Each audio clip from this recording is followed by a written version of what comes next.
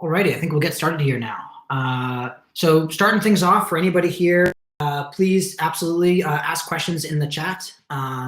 Jimmy and I will be presenting for probably in the 30-ish minute range. But if you have active questions on things that are going on, Antonio will be moderating all of that and can interrupt us, and happy to go down all kinds of questions and rabbit holes if you want, or we'll also first come back and get to all these questions at the end as well. So feel free to just, as you're thinking of stuff, post stuff avidly in the chat, and we'll be here to make sure to answer that. And of course, this is all being recorded, so we'll be able to come back and talk about it in more detail and rewatch it and stuff later. So to kick things off, welcome. I'm Joey. I'm one of the founders of Pachyderm, and today we'll be talking to you about Pachyderm as the data foundation for machine learning and MLOps workflow. Jimmy, you want to introduce yourself too? Sure. Thanks, Joey. So I'm Jimmy Whitaker. I'm a machine learning developer and developer advocate at Pachyderm, where I'm trying to figure out how we can actually apply a lot of Pachyderm to some of the hardest data logistics problems that are in machine learning. Before joining Pachyderm, I put a little bit of this in the chat, but I led applied research teams building NLP and speech recognition models for financial institutions all over the world, and actually wrote a textbook on that topic, so deep learning for NLP and speech recognition. So that's me. Jamie is an expert, and it's amazing. Alrighty, diving right in. So look, when we talk about kind of machine learning maturity and MLOps maturity, what it takes to really kind of build out these key pieces, in the early days of any sort of AI ML workflow within businesses or research, we see that kind of those early phases are a lot around kind of separating that hype from reality, right? You want to build your first use case, you want to scope that, you usually want to filter things down to just a set of like specific tasks you're trying to accomplish. And we see that there's obviously a lot of challenges and very quick iteration to get done here, and a lot of cutting edge research going on to help us like apply machine learning and some of these advanced techniques in like for business terms. But I think one of the things that kind of people don't fully realize, and this is kind of exactly what MLOps and this whole conference is about, is when you get some awesome code working in a notebook on your laptop that like builds an awesome model that seems to be passing all of your tests and doing really well, that's really just the beginning of the journey, not the end. And as organizations try to kind of move for that, we need to take that working code and really figure out how to productionize it, scale it up, and automate many of those early phases that we got working on our laptop and in our Jupyter notebook. And that's really the crux of MLOps. And to do this, we need to combine our code with a variety of other specialized tools and underlying infrastructure, as of course also lots of other people on your teams, data engineers, data scientists, infrastructure folks, and fully drive business value or research breakthroughs. And so your models have to make it into that real world and then be iterated on as things continue to change. And you kind of have to get that core first big use case out the door and scaled and working. And then once you have that first successful use case or two that have been scaled up and mostly automated, you need to figure out how to do that faster and better in a broader, more unified way. Getting through these first two steps can, especially in kind of an enterprise environment, but it can take months to sometimes years, we've seen it. And then when you've got those new use cases popping up or those iterations you want to make, it's incredibly valuable to be able to leverage existing processes and workflows to drive that much faster and scale, kind of moving into phases of 2 and 3 that can otherwise be kind of a massive overhaul to like change all of that out. And so it's really important to pick those right tools early. They're going to help you transition through these phases. As you move through these phases, of course, the number of tools and the complexity of the problems can increase exponentially. And so to accomplish this, part of what we're talking about today is kind of what does that stack of tools look like? And in fact, a huge number of the different sessions you're seeing here today at this conference, you're going to be able to piece a lot of these pieces together to accomplish that. So we've all seen big architecture diagrams like this before, and there are a lot of moving parts, and it's a genuinely complicated problem to solve, right? And this diagram may not be perfect in every way, but it captures most of the important ideas in MLOps workflows. You've got your source code and your notebooks, and you need some way to both build that and test that and then containerize it or productionize it or somehow deploy that code. And then, of course, on the data side, you need to ingest data, and that data can come from a whole bunch of different places. It might be relational data stores, data lakes, network file systems, just local data you have, data off the web. Could even be synthetic data. And you got to do a whole bunch of things to those data before you even get to the really interesting machine learning parts. You got to clean it and validate it. You may have to do a pretty in-depth data labeling and annotation steps, transform it and massage it, feature extraction in a whole bunch of different ways. Then eventually you move over to your training step where you want to train and tune and evaluate your models. And finally, when you have models you like, you need to deploy them, do inference, get them into your application, have logging and monitoring, and then iterate on all of this. And one of the key pieces is through all these different phases, there needs to be some sort of that data bedrock that really does the versioning and tracking for all these different transformations and states that can produce throughout this process. When I talk about data, I don't just mean kind of the raw input data that you're, let's say, pulling from those various sources, but data labels and annotations, that's just data as well. Features are data, model artifacts, evaluation parameters, metadata. It's all really just data, and all of that needs to be tracked and managed together. And ultimately, a lot of what these flows boil down to is really just two big ideas. There's data and there's code. And they both need to be developed and debugged and iterated on. And so you've got to take this huge complex picture that has so many different pieces, moving parts. You can boil it down into kind of a consistent loop where these two pieces interweave together. And so you'll see in this diagram, a lot of those same ideas with data and code, right? You've got model monitoring and training, but they're kind of interweave into as two key and equal components of that workflow. And in code development over the last, 15, 20 years, software engineers have developed excellent tools that rapidly accelerate how quickly we can build code, ship it, debug it, collaborate. And some of the obvious things that let us do this. So, version control systems such as Git, GitHub, GitLab, but also things like CI/CD and microservices powered by technologies like Docker and Kubernetes. And if you kind of think back to the previous slide, for various steps in this architecture, there are very awesome specialized tools that help you do different subcategories there to build better models. So in data labeling, you might have Label Studio or Superb AI. You have tools that let you generate synthetic data. You've got feature stores. You've got some awesome tools that do distributed training and hyperparameter tuning like ClearML and Determined, and great model deployment tools for AV and Canary deployments like Selden or Algorithmia. But one of the unifying kind of baseline ideas that all of these have is they all rely on data and all these produced artifacts that we build out. And it all needs to be versioned and tracked and made easily accessible, so all of these incredible tools can leverage the data to actually do what they do best. And that's where Pachyderm comes in. We are really the data foundation for these machine learning workflows. And we bring that data half of that equation to the life cycle and kind of bring that to the forefront. So this includes, all of the core primitives and workflows you need in order to develop, productionize, and iterate on that data half of the loop in a similar fashion to how it's done for code. And so we provide value by letting you do this in a variety of ways. First, we let you automate that data workflow through this complex tool chain. And it does it in a couple different ways. First, we build petabyte scale data versioning that is automatic and actually fully enforced by the system. We then leverage those data versions throughout your entire workflow to kind of let it be data driven, meaning anytime there's a new change of data or a commit of that data set, we can trigger a whole bunch of set of processing steps and subtasks. And this kind of harkens back to that idea I said earlier around needing some notion of CI/CD for data. And we also let you then chain these together between these different specialized tools in a data-driven way. Now, Pachyderm is specifically designed to work with massive data sets. And they can work with unstructured data or structured data.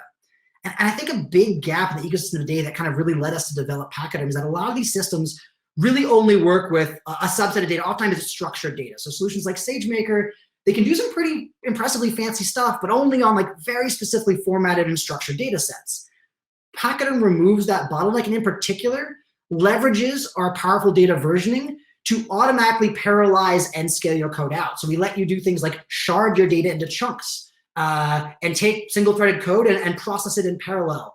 We also, because we understand versions of data, we can let you process diffs of your data or hot start from a last known checkpoint because we have all that versioning, so we know exactly what data has changed between commits. And then you kind of experiment and play between what data sets you want to work with. And then most importantly, we bring this idea of enforced reliability and reproducibility. ML teams are really focused on wanting to move faster, and a ton of these tools at this conference are all talking about how to do that. But if you're also working with sensitive data, maybe in a regulated industry like, I don't know, finance, banking, life sciences, or even you just want to collaborate across a large team with really complicated interweaving pipelines, Pachyderm builds a data lineage chain that helps you innovate quickly and automatically have everything versioned and linked together so it's all fully reproducible. So data versioning specifically, that can come in a whole bunch of different flavors, right? There's a lot of tools out there that do some factor of data versioning. But one of the biggest failure modes out there is that most data versioning systems require the user to manually push or tag basically snapshots of a data state. Myself and Jimmy have been there.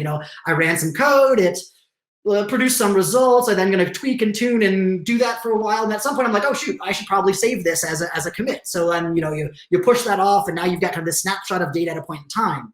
But if when we talk about data, we're not just talking about that raw data input. All of the artifacts and data that I create, that's what needs to be versioned. And so the problem becomes that all of these intermediate things that you might do, that's not captured in a reproducible way. There was actually an awesome thread on this in the MLOps channel last week, so the open source community channel associated with this conference, about why we need more CI and enforced systems for data experiments. And in Pachyderm, that's exactly what you do. Anytime you execute a piece of code that generates output, Pachyderm will enforceably create an output commit with that data state that is then linked directly to, here's the code you just ran, and any input data or metadata that might have been used with that. And so built on top of this kind of enforced data versioning that can't kind of have a human in the middle, tweaking and messing it up and losing that reproducibility, is this idea of data-driven pipelines. And so that whole notion of CI/CD for data, any transformation script or code you want to run, it can actually subscribe to commits and data changes. It's that anytime new data comes in, it triggers multiple steps, a new run of your code and multiple steps downstream.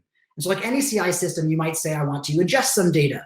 Take that ingested data set and I want to run a bunch of cleaning steps. Maybe I want to push that over out into my labeling system, have some human or automated labeling workflow that then outputs labeled data and annotations back into Pachyderm, and that becomes an output commit. That then goes through data validation steps. I might run feature extraction. And at the end of the day, I have then these features and these training testing data sets. I'm going to ship that off to something like, let's say, ClearML to do some really awesome distributed training and let it do what it does best. Well, all of the model artifacts and evaluation metrics that get done there, that's data we need to store and link to this run. So that gets put back into Pachyderm, into that output commit enforceably, and can be referenced by your model serving and deployment tool.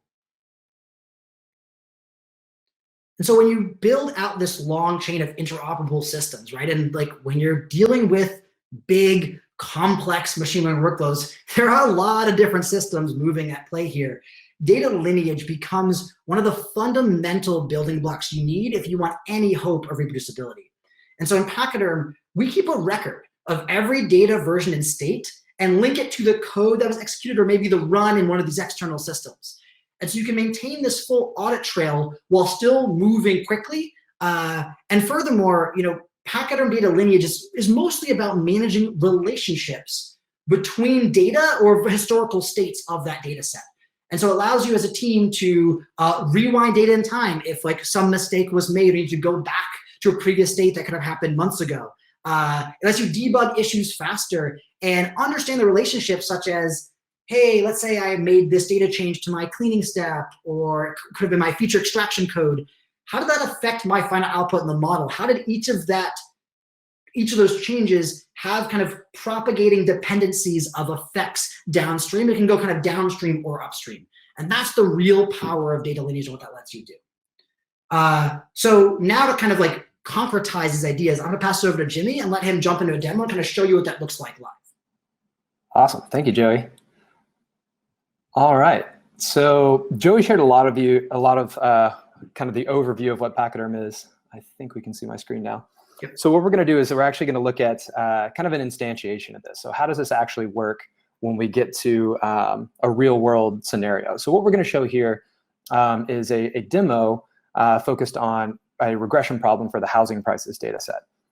So this is a pretty simple, pretty standard tabular data example, but even the simple concepts that we're going to cover inside of this example will show how version data and machine learning code can work together to give you this reproducible and diagnosable like lineage platform that you're going to want for your machine learning workflows. So basically, these concepts can be extended to even the most difficult development problems in machine learning. So the housing prices data set, essentially what we're going to do is we're going to use a simplified version where we have 3 features. So average number of rooms, a measurement of the socioeconomic status, some of these things. And what we're going to try to do is we're going to predict what the value of that home should be. Obviously, these numbers are a little bit dated, at least in Boston. So, but we'll work with it. It still serves as a pretty useful example.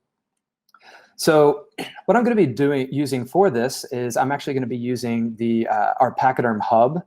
So for this demo today, which is our hosted version of Pachyderm. And this actually makes it really easy to get started and even try out some things in Pachyderm without having to deal with the complexities of Kubernetes. So Pachyderm is running on top of Kubernetes so that it can scale to that petabyte level data processing framework that Joey was talking about. But you can actually get a free cluster and for a free 4-hour cluster, try out all the code that we have in today's demo, extend it, mess with it. So make sure to check that out. So what I have open here is our Pachyderm dashboard. So I'll use this to monitor the commands and explore the data and pipelines that we create. And we're actually really excited about the new version of Pachyderm Dash that's going to be coming out soon. So definitely stay tuned for that.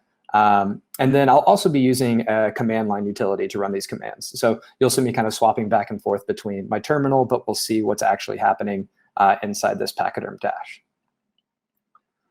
So the first thing that I'm going to do is I'm going to create a Pachyderm data repository. So I'm just going to use our pack control. This is our Pachyderm CLI, but I'm going to use pack control create repo, so the data repository, and I'm just going to name it CSV data. And so this is where we're going to put our housing prices data set. So data repositories in Pachyderm are pretty similar to Git repositories, kind of as Joey alluded to, in that they store data as commits. So this means as I upload data, these files are actually stored as commits. So if I overwrite one or replace a file or delete some data, in the master, in whatever branch I'm on, I can still go back to previous versions. However, also as Joey said, however, unlike Git, Git is itself and other versioning systems based on Git, Pachyderm is actually built specifically for file storage. So this means that we can use it to track versions of text data or tabulars we're doing here, but also images and audio models and pretty much anything else that we want to actually treat and that we want to version in our processes. Pachyderm is well suited to handle those things. So I can see I just created a simple data repository, just named it CSV data. I don't have any commits or branches or anything yet. So let's actually just go ahead and add the housing data set to our data repository. So I'm going to do that by doing pack control put file command. And then I'm going to pass it the name of our data repository, the branch that we're going to commit this file to, and then I'm just passing it what the name of the file I want it to be named as when it uploads, and then the location of my file locally. And so I should probably change to the directory that the file is in. So once I push this file, we can see over here that now I have one commit, one branch. So this branch is our master branch right here. And then I can see that our data set has uploaded. So this is a simple version of our housing prices. We can see this CSV file is here. We have our labels at the top, and then it looks like we have around about 100 examples in our data set. So not a lot of data, but let's start there, and we'll see where it gets us. So the next thing I'm going to do is I'm going to create a pipeline. And so this is going to be a pretty simple pipeline that's just doing some general data analysis on my CSV data, on my housing prices data set. And so before we look at the results of the pipeline, I'm just going to actually just cat that file out so we can look and see what this pipeline looks like internally. So essentially what a Pachyderm pipeline is it's a Docker image running that has access to the Pachyderm file system, runs a command, and then outputs data back to the Pachyderm file system. So typical pipeline things, we have a name for it and a description here. Then we can actually define what our data inputs are. So here I have my CSV data that I'm saying is an input to this pipeline. And then I have my transformation. And so inside my transformation, I have a Docker image. So this is pushed to my Docker registry. This holds all my code. And this code can be anything, which is a really nice thing about Pachyderm pipelines. It could be Go code or R code or Java, Julia, whatever you have.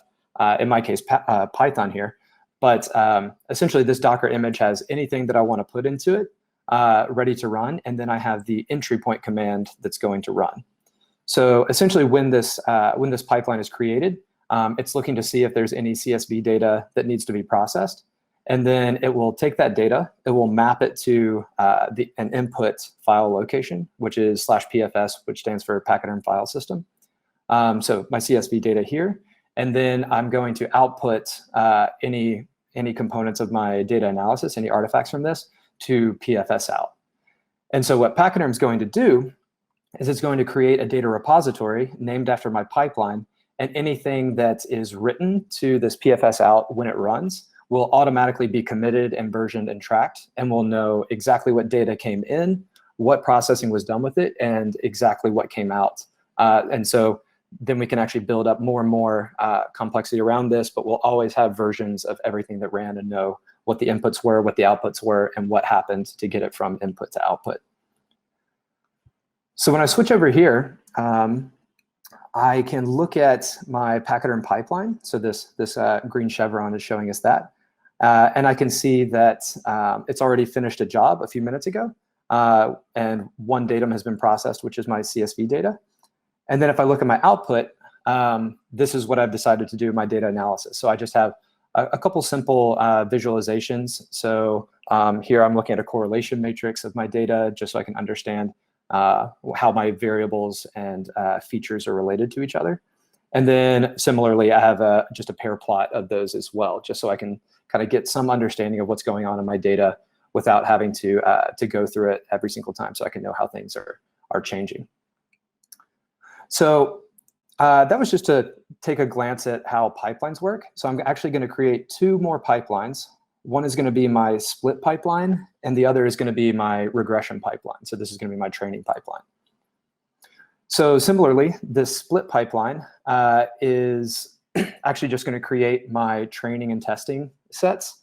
And then my regression pipeline is based on these splits. It will actually take in those two components and will train my regression pipeline. So one really important thing to note is that Pachyderm is data-driven. And what we actually have seen here is I just created this pipeline. I never actually had to tell it to run. It's actually always controlled by what we define our inputs as. So for example, I have this one commit in my original data set, or my CSV data up here. But as soon as I created my split pipeline, it knew, okay, I've got a new commit that's ready to be processed. One of my inputs, or my input is ready to be processed. And it automatically created the job to run, or to actually process that data. And again, without having to run anything explicitly, it's created my training and testing CSVs. And then similarly, as soon as that data was committed to the split pipeline, our regression model picked up that its inputs were ready and actually automatically processed that data. So we can see that our pipelines are not only data aware, but they're also data driven. So this means that we can configure a computational graph that will always stay up to date with any changes to our input data or even our code. So if I change the code that I want to happen in my regression pipeline, I can create a new Docker file and then just change the version of my Docker image that's running and automatically push it and then automatically reprocess my data.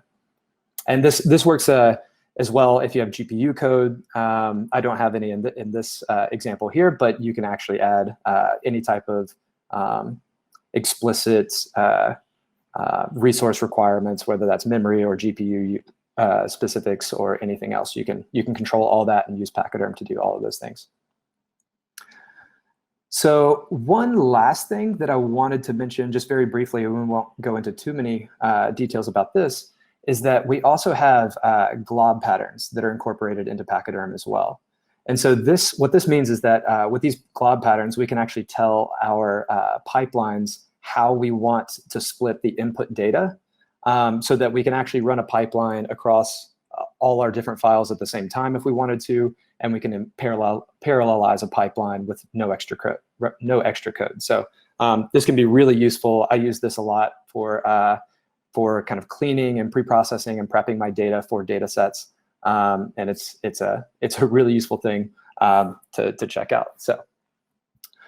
So let's take a look at the output of our regression pipeline. So we see we have a few different things here. We have a learning curve, we have our model, and then we also have our test results. And so this test results is really simple, but we can look at it and see, okay, we're only getting about a 7% accuracy with this model as it is. So that's not great. But then when we look at our learning curve, we see, okay, there's not a lot of data. The variance, this green area around my line tells me that this is really just, there's a lot of differences between our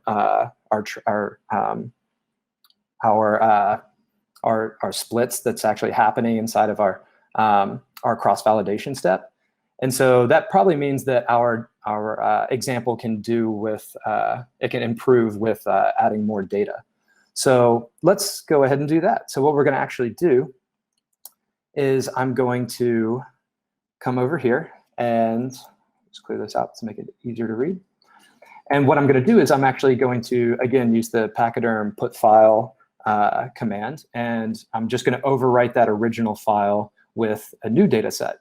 And so once this is pushed and uploaded, I can go to my data over here. I can see I now have 2 commits, and I can look at my new example, or my new CSV data. And as soon as it loads, I can see that, okay, my data's here. Oh, this is interesting. There's a test feature here. Maybe that was part of my improved, new and improved data. So I can go over and see that my data splits, again, just by pushing this new file, already has 2 commits. Oops. I can see that it finished this job a few seconds ago. I can even look at my new data testing and training splits, or I can just jump all the way down to my regression pipeline, which has pulled in that data, and now I have 2 commits here, and look at my test results. So when I look at my test results here, I can see that now I'm at and from my data science brain, a suspicious 99, almost 100, rounding up to 100% accuracy. So this is odd, considering I still haven't added a ton of data to this, and there should be kind of there's at least some questioning that I have around this. And then when I look at this, I see, okay, this is the learning curve is looking pretty decent for at least how the model was learning from my data, but it's still suspicious. So if I jump back to my data analysis pipeline and look through that, I can see, okay, this is interesting. There's a new test feature in here that has a direct correlation with my output target value. And I can see, okay, something's off. I've committed a data set or some piece of data that is corrupting all my model training. So typically, if we did this, we would be scrambling, or if I was doing this in outside of Pachyderm, I would be scrambling to figure out what version of my data set was used, how did, what kind of came into the process, how do I reproduce my old model, how do I revert back to my previous state. But in Pachyderm, I can actually, we know that everything is committed. So I can just do a list commit on my CSV data. I can see, okay, there were 2 commits. One was 2 minutes ago. That was my new data set. One was 10 minutes ago. And I can actually, I can inspect this commit. I can even look at the diff between the commits and everything. But what I'm just going to do here is I'm just going to roll back my master to the previous version of the data set. So here I'm just saying I'm creating a branch, but really just moving it of my CSV data repository, my master branch, I just want to move it to the previous commit. This is a shorthand for that. I want to move the head to the previous commit. So now when I go over to my CSV data, I can see I still have 2 commits, but only the one that's on master. And if I look at this data set, I can see, okay, my test feature is no longer there. If I go back to my data analysis, so this change actually carries throughout the entire state of the DAG. And so if I look at my correlation matrix, I can see that feature is gone, similar to the pair plot. And then when I go to my regression output and look at my test results, it's also back to my measly 7%. So without actually only having to run a single command, we could revert back to the previous commit. I'm now where I started from, but I don't have this corrupt data in there. And then I can actually commit the version of the data that I wanted to commit originally. And so this is my housing prices version 2 that I'm committing and overwriting that original file. If I go back here now, I can see I have 3 commits. My new version of my housing prices data is, I believe it's 100 examples now, as soon as it loads. Or sorry, 500 examples now, right abouts. So we've added about 5x data to our pipeline. I can then go through the process of looking at, again, everything. I haven't told any pipelines to rerun. They just automatically detect that there's a change in the source data. They pick up this change and then know that they need to reprocess it. And Pachyderm is organizing all of this information for it. And then I can actually go and check, okay, nothing really as crazy has changed with my correlation matrix. All of this is still looking good. This looks like normal data. There's no direct correlations. And then when I go down to my regression pipeline, I can see that it's already run my regression. It finished a few seconds ago. And then the output files are committed to the output directory as well. And if I look at my test results, all right, great. I've improved by quite a bit, going from that original 7% now at 83% for my accuracy here. And if I look at my learning curve, we can see that the variance in my cross-validation splits has decreased tremendously, meaning that we're now starting to get into the range of where our model is starting to converge, or the limits of what our data set is actually able to convey to our model, what it's actually able to learn from that. So we've gone through a few different things. We've showed how Pachyderm data repositories can be really useful for managing your data. We can even see that all these commits, I can go back to previous versions of my model, previous versions of my data set, and even change my code and know that all of my states of my analytic graph are up to date. And we can actually just track everything. So if I make changes to my code, then I can know that everything is still in a stable state, and I can revert back to previous versions of my code. If I make changes to my data, I can revert back to previous versions of my data and data sets, and so on and so forth. And so everything is captured all together. So we've seen that this is really excellent for managing data. But also remember, the automation and everything helps us prevent some of the manual errors that can come from rerunning jobs, or even trying to keep up with changes that need to be rolled back, or different versions of our data sets. I could create branches, like development branches for my data, treating it similar to how we would treat code in Git repositories. And this is really, really important for things beyond just a simple regression problem. So for example, when I was working on speech recognition, this was an area, especially for financial language in particular.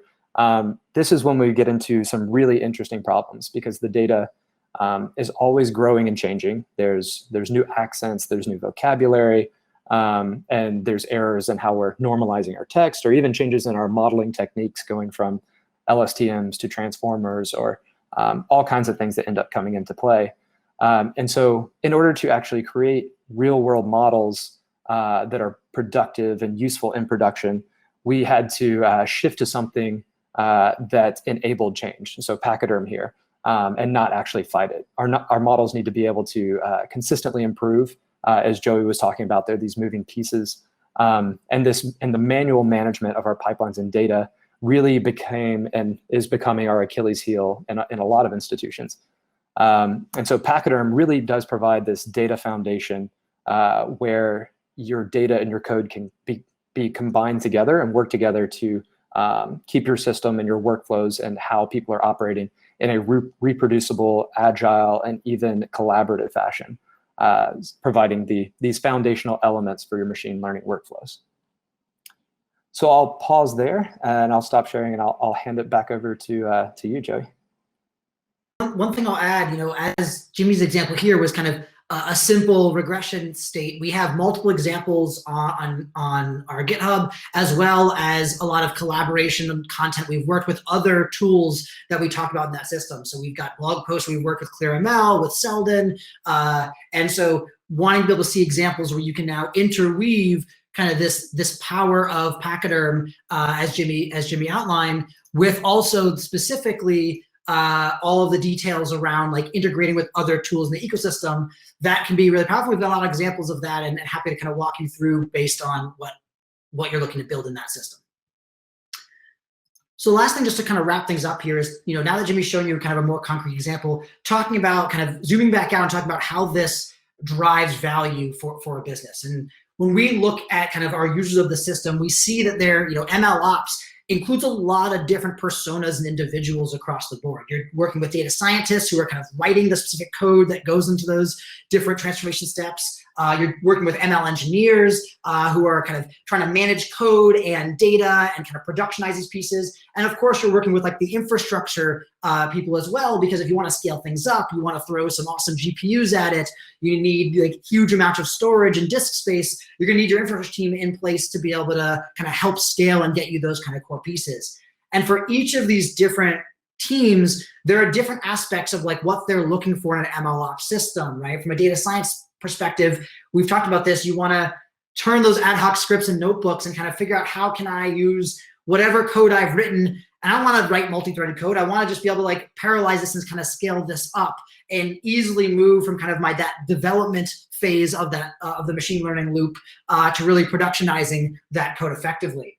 In the for ML engineers, it's really focusing on like, well, how do I get that data and code, get those pieces together, you know, be able to roll back when things go right, and when things go wrong, and iterate quickly when things are going right, and get interoperability between the really important pieces of this tool chain. On the infrastructure side, I want to integrate with kind of best-in-class tools there. So you want to use base Kubernetes logging and monitoring and access controls. Perfect. You can kind of use all of that stuff right out of the box. And similarly, you know, Pachyderm can run on any Kubernetes flavor, on-prem, or any of the various cloud providers. So it's very agnostic to the kind of core pieces around, and let you kind of leverage all of the best practices from those other ecosystems and just kind of seamlessly get all of that working in tandem.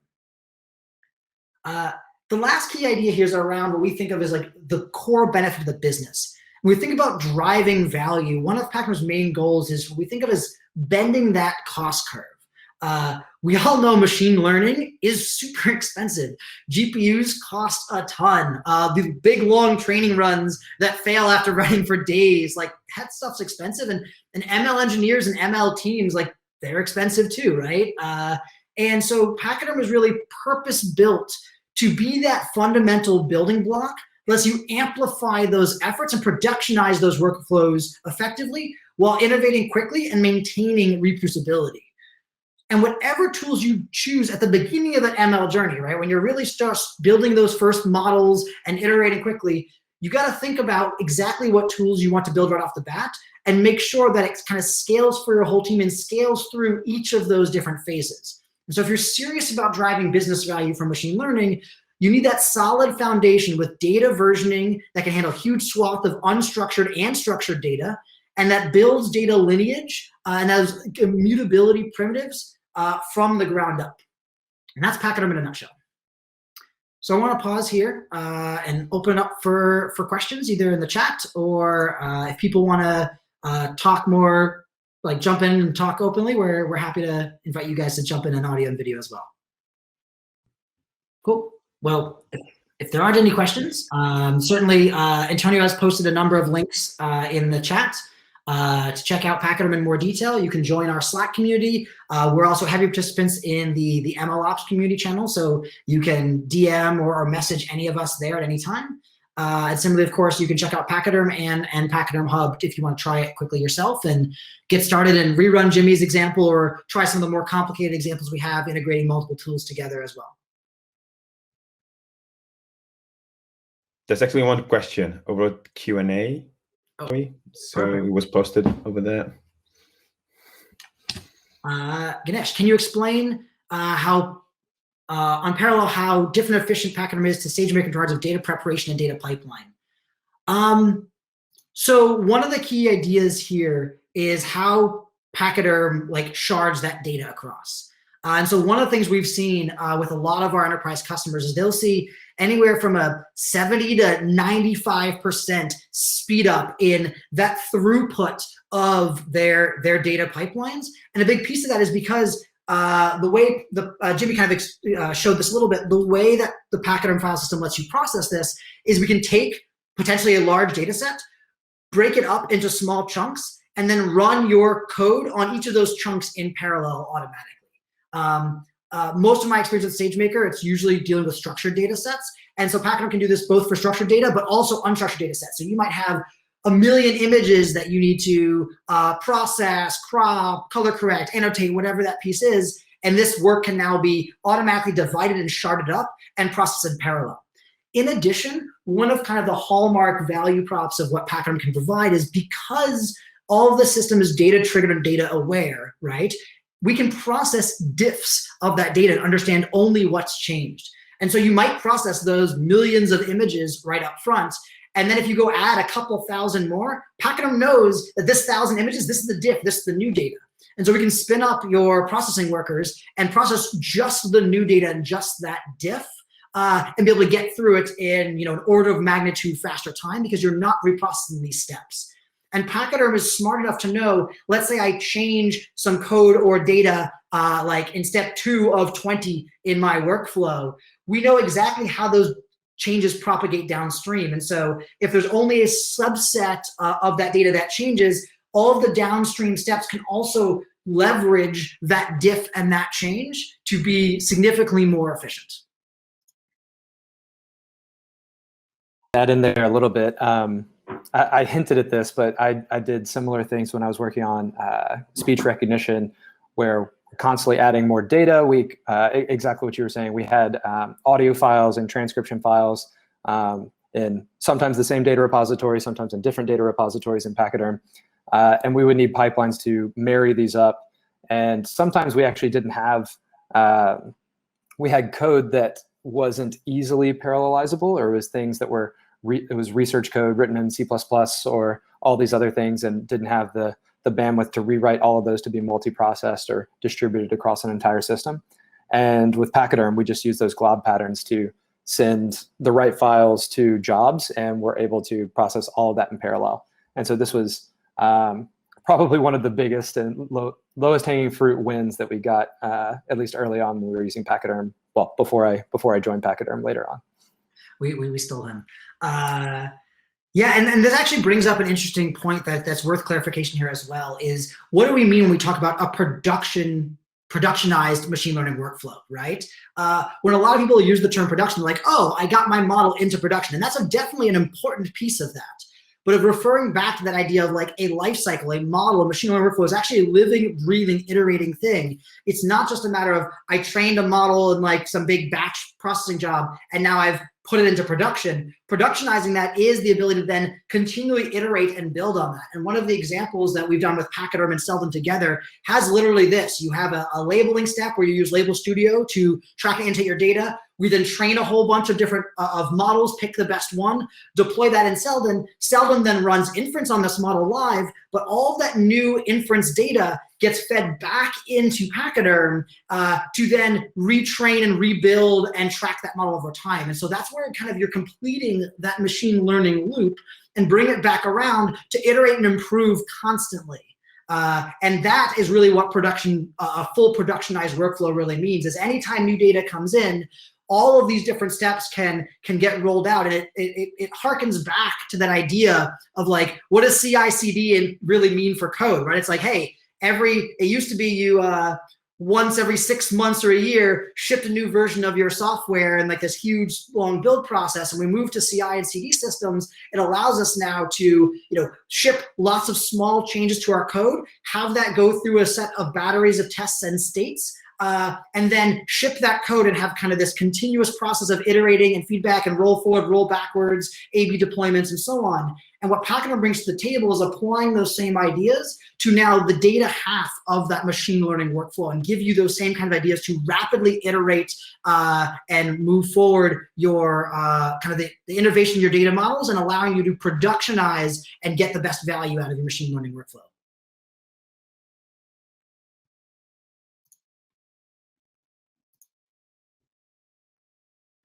Any other questions?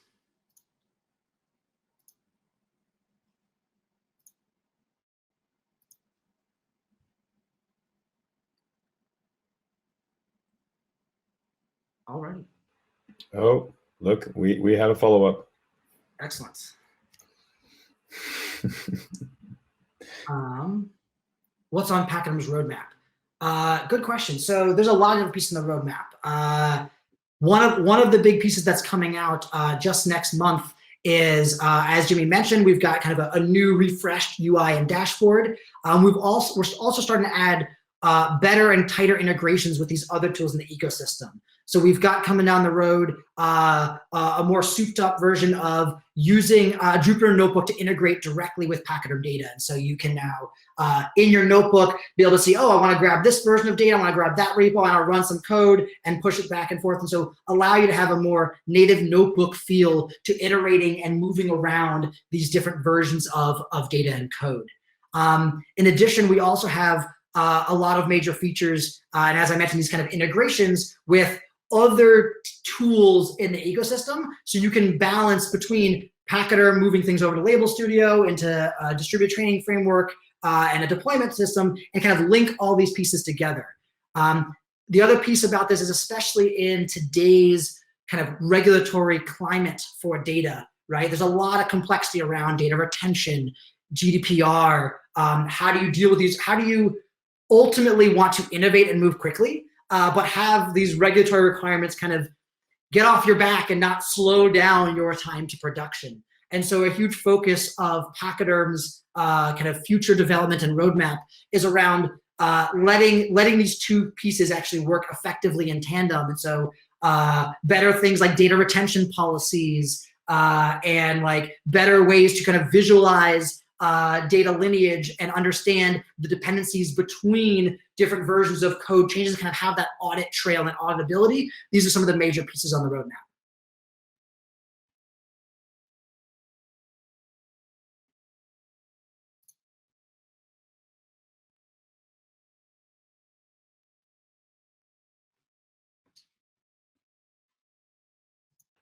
In the chat, if you thought this Pachyderm was interesting, we're going to have actually a deep dive into Pachyderm 2.0 architecture. So we're launching 2.0 very soon, and we're going to have JD, our CEO and co-founder, going over the talk. So just want to leave that for folks that may want to join if this was interesting. Please join our Slack. The link is above. It's going to be awesome. Excellent. Thank you, everybody, for the time. If there's anyone here who did join late or missed some of the early parts, let us know. We're certainly happy to always go back and repeat things, give you kind of a short, brief overview version of this. Happy to use this time however anybody needs, if there's anything interesting you'd like to dive into. The session is also recorded, so we can absolutely share that out if anybody wants a refresher, wants to go through it a couple more times and figure out my very quick talking, needing to decipher some of the things I said.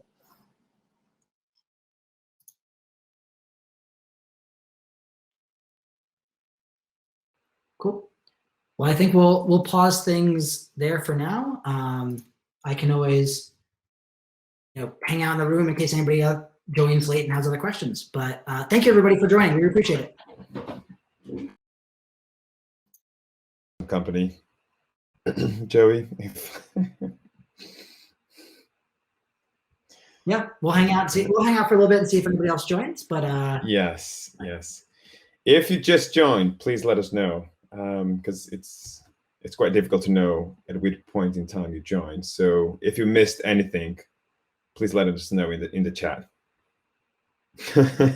Okay. Stephen, so you just heard about us and you missed the whole thing. All right, let me just ask you a question. Do you know anything about Pachyderm? Anything at all? Or is it completely from scratch?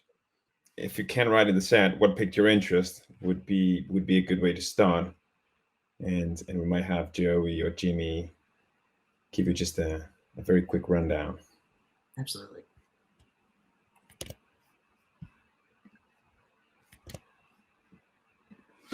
Joey, if we go to that maybe 2 slides from now, the data foundation, that's probably the real crux.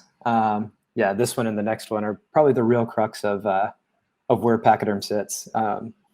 At a high level, if I were to just summarize, it's we've kind of talked about how Pachyderm is really the data foundation for machine learning. And essentially what it's doing is 2 components. So it's managing your data versions and the lineage of of all the data that you put into it via data repositories.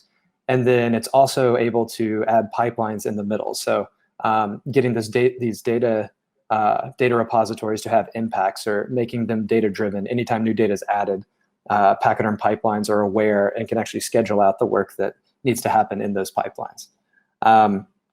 So this is really, really amazing for a lot of things, but it actually has use cases even beyond machine learning. But where it really becomes useful is anytime you have data that's changing and moving and growing and increasing over time, and anytime you have techniques that are changing, like machine learning algorithms or better ways to process our data or anything like that, you have these things, and you need something that's able to kind of version both components and bring those together. Is my very short synopsis. That's great. Yeah, Stephen, also, by the way, if you're interested, you're always welcome to request to jump on video and audio as well, and just kind of have some open office hours and talk out loud with us if you're so inclined. Obviously, chat is perfectly fine as well if you prefer. I think my biggest question for you, Stephen, would be learning a little bit about what kind of stuff you're working on today, and we can always tailor and refocus specific parts of this to kind of help understand the major things you're thinking about and challenges you're trying to solve. Hi all, can you hear me? What's up, Stephen? Welcome. Yeah. Hey, thank you.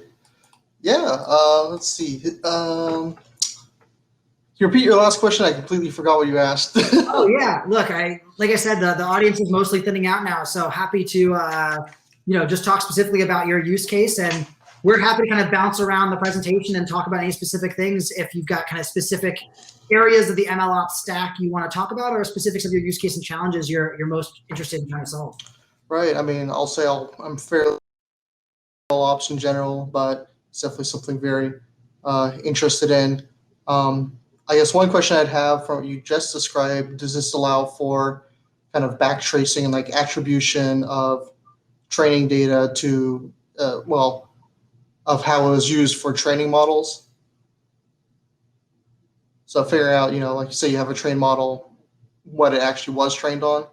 Yeah, exactly. I mean, that's like part of the fundamental exact use case of what Pachyderm is used for, right? Is so we actually track and version every state of like an entire data workflow. And that can be, an arbitrarily complicated workflow, something like this, where you've got data ingestion and cleaning and labeling, and then of course training and many different training runs and experiments, and those final model artifacts and evaluation metrics and so on, right? So Pachyderm is tracking and linking all of those things. So not only can you say, hey, here's exactly the model output, this one's working really well or working really poorly, what training data set was used for this. You can diff between 2 or 3 different training data sets. And you can also go all the way back to say, well, like what feature extraction code was I running? What labeling was being done? Maybe if it's a human labeler, like which human did do the labeling for big swaths of this training data set, and try to do that more specific attribution in terms of what might have caused the specifics of what you're seeing. So that's what we really call like data lineage, is that tracking that full chain of data and code and how it all interacted to get a specific result. Awesome, thank you. I'm curious what a diff between the data would look like. Is it at high level, it's just like here's the files you had, or is it like also low level, like here's like pixel values that change in an image, for example? Good question. So Pachyderm is a file-based system, right? And so the way we think about it is like a data set is like a set of files. And yeah, the like baseline diffing Pachyderm does is like which files changed or didn't change, right? And then if you want to do more specific diffing, right? Let's say I've got 2 CSVs and I want to do like line-based diffing on those, or like you said, 2 images. It's not that often that like a pixel in an image changes. That's like the same image, but a couple pixels. But if you wanted to, there's all kinds of binary diffing algorithms you can use to do exactly that, right?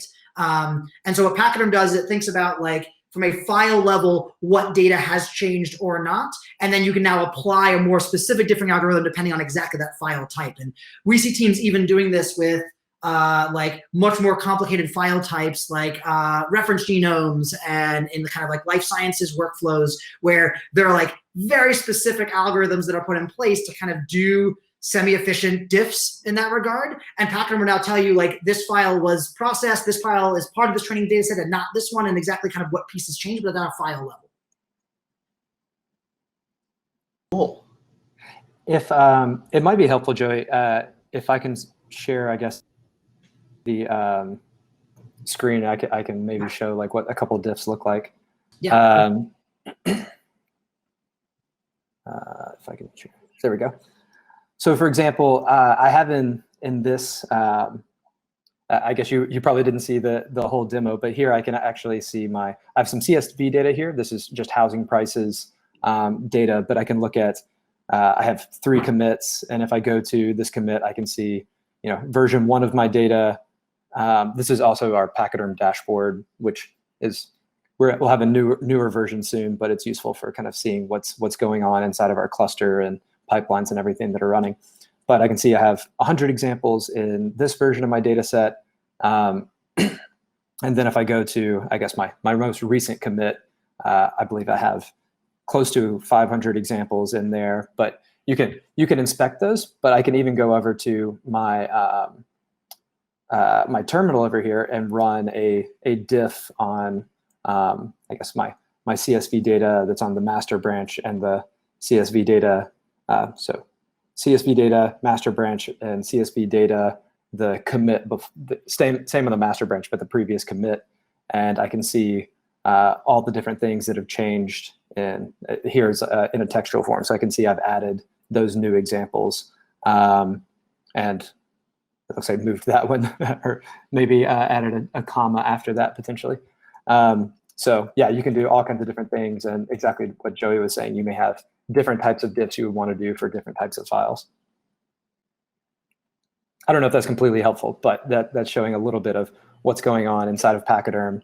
And then these pipelines can be automated to run whenever this data changes. So I can see I have multiple output jobs that have run every time I have a new commit to my input data. And then if I look at what artifacts were created for those output commits, I can see I have for example, I have a correlation matrix or a pair plot that's automatically running whenever my data changes. And then if I look at previous versions of that, for example, I guess my original one, I can see I have a lot less data points in here, for example. So you can build pipelines to do any kind of diff or any kind of inspection or even processing that I want to have going alongside my pipelines. That's cool. Or alongside my data. So I think I've heard of a tool called data version control. And how does this compare to that? That's just another name I've heard. Mm-hmm. Yeah, so the comparison to that, there's quite a few differences. I would say DVC probably works really well for kind of localized machine learning things, but then once you start scaling up, you start having to manage the data with the code at scale. And so that can start to become pretty tough with Git-based versioning systems. So when there's not I guess a file system backing it. There's also this idea of, I guess, immutable data versioning versus mutable data versioning. So what I mean by that is, in the immutable sense, it's your data is fixed in place, it's not changing. And then on the immutable side, you basically have metadata references to data locations. So kind of like pointers versus like the actual objects themselves, where if you only ever need metadata around your data, that can be a really useful low overhead way to go. But if somebody ever changes that image file, if anybody updates that image file or model file manually, then you're sort of hosed with any pipelines that depended on that, because you're just holding a reference to something. You're not actually holding the original data. So there's kind of a few things that start to come into play. I think we originally considered going sort of that Git route, but then realized some of the issues with once you start trying to scale that.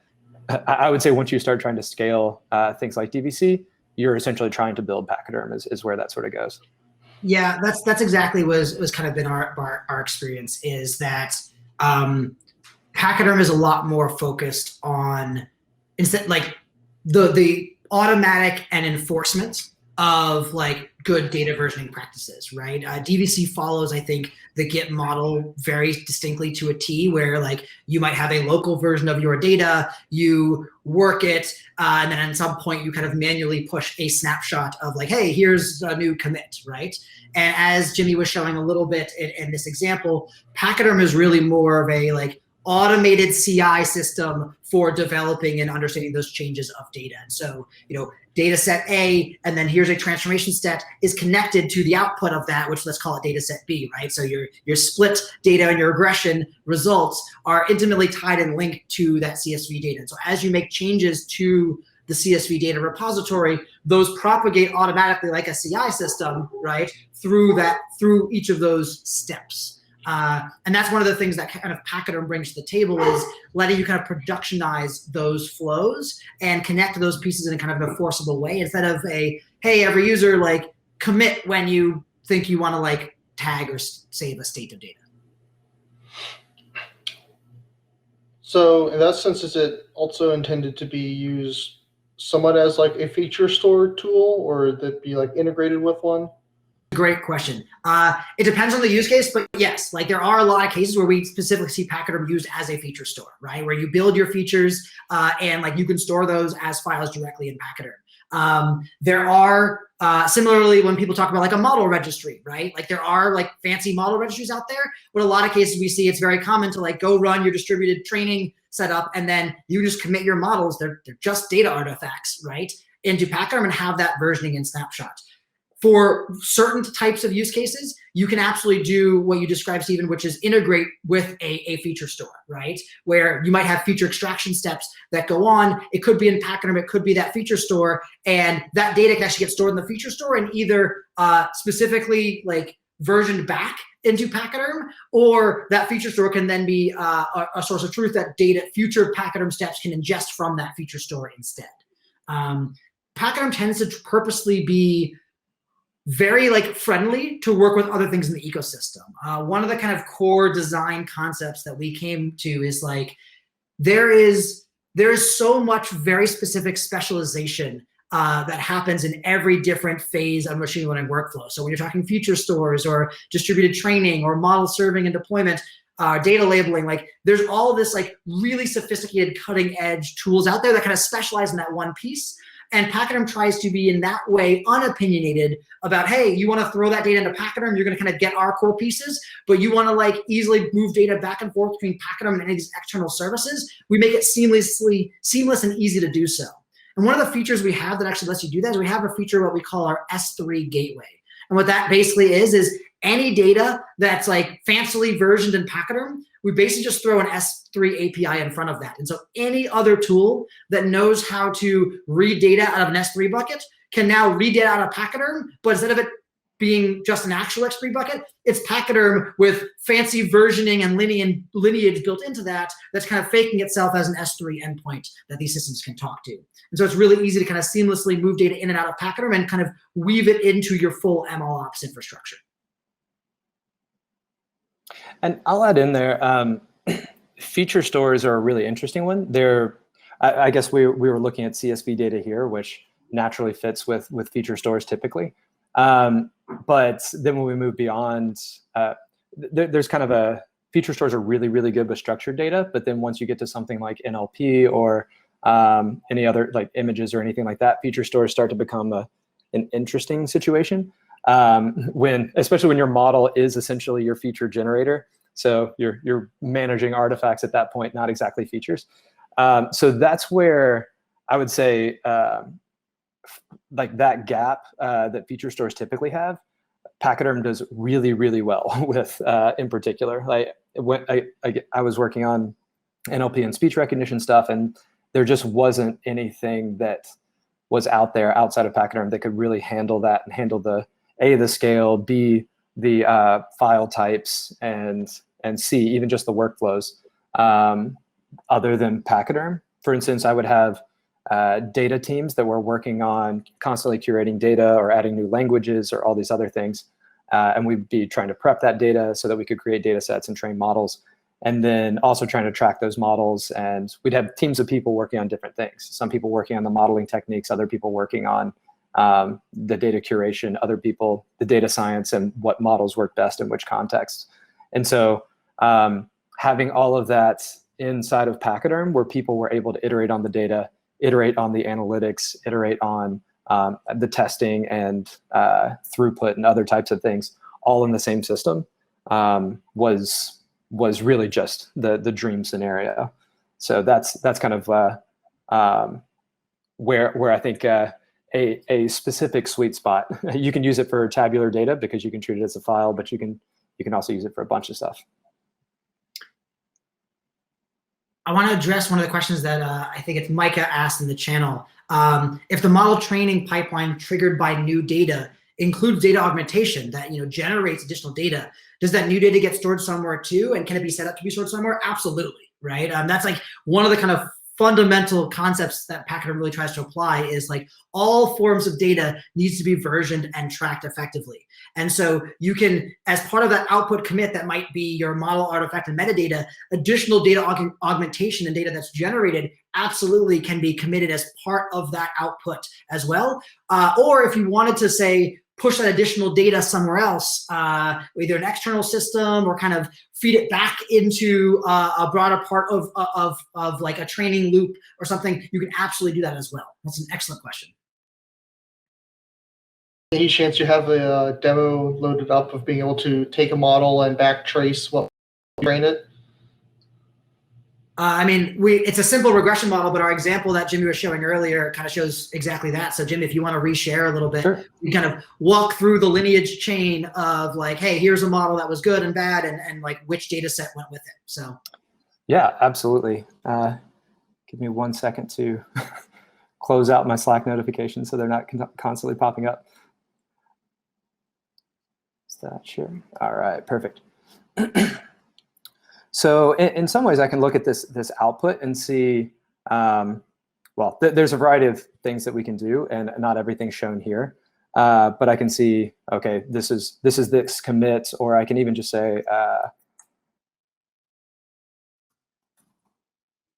spec commit. I'm just going to grab it from that one for ease right now. And you can do like regression at master too. You can just say the head commit. Yeah. Oops, I should probably just do that.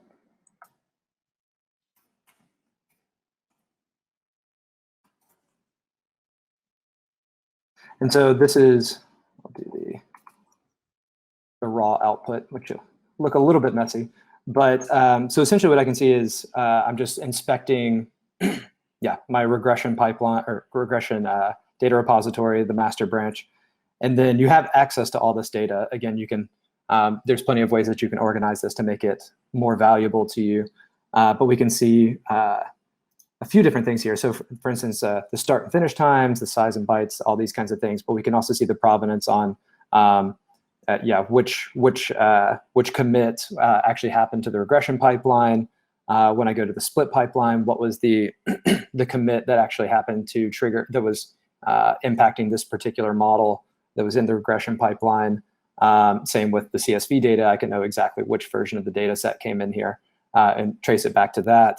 I didn't actually tag any of my my data sets here, but you could tag things with this is version 1 of my data set and those kinds of things, and then you can start to know which things. But you pretty much have access to all of these different things.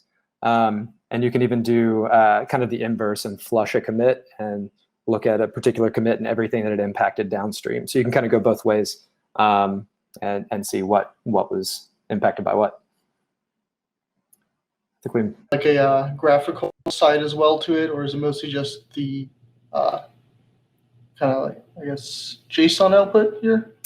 Yeah, this part is JSON. There are some ways to look at it in the graphical realm. We're actually working on our next version of the dashboard, so it will have a lot better. As you can see, this is a bit dated in some ways, but it's going to have a lot better tracking. So there is a graphical component that's hopefully going to be released in very short amount of time. But yeah, even in here, we can explore the JSON, but see where some of the datums came from, and yeah, what things were changed. But yeah, it's less graphical nature right now, but yeah, coming soon, I guess I should say. So are there easy ways to take those data IDs, or I guess commit IDs for the data? And from my understanding, you said you have that all stored in the database backing this, or can you like filter that to pull it out? Yep, like, absolutely. So I would probably have to, rather than mess up some of these commands real time, there are definitely some ways to do it. I don't want to mess everything up, but this should work. So for instance, if I did split at this ID, that might be the job that was run rather than that specific one. Yes, there are. I'm going to end up messing it up if I'm trying it live, though. That's cool. I think we may have lost Joey. He would be able to better answer that question. Yeah, so Joey had to drop, unfortunately. So Jimmy, as much as I can be of help, you're a bit on your own. It's totally fine. I think we're starting to come to our time anyway. So Stephen, definitely thanks for jumping on. This has been I love dialogue and working with people to explain things. That's better for me. So yeah, appreciate you jumping on. Yeah, thanks for giving me the rundown really quickly. Absolutely. Hopefully it was helpful. Yeah, thank you. Thank you Antonio, very much, Steve. I'll turn it over to you. Sure. So I think most people have been here for quite some time, so they've probably had a chance to understand. Hey, thanks for us. And so I think we're probably going to wrap up. And I'll just say to everyone again, there are a few links above on the chat of ways to connect with us. Mostly just join our Slack. It's the easiest, and connect with both Joey, Jimmy, and myself. And I'll leave it at that. So this session is recorded. So if you missed the first half of it, don't worry too much, because it's going to be shared by the event team, and any follow-up, we're going to be here. Thanks a lot, everyone. So much. Jimmy, thanks a lot for this. I'm seeing how I shut down the session.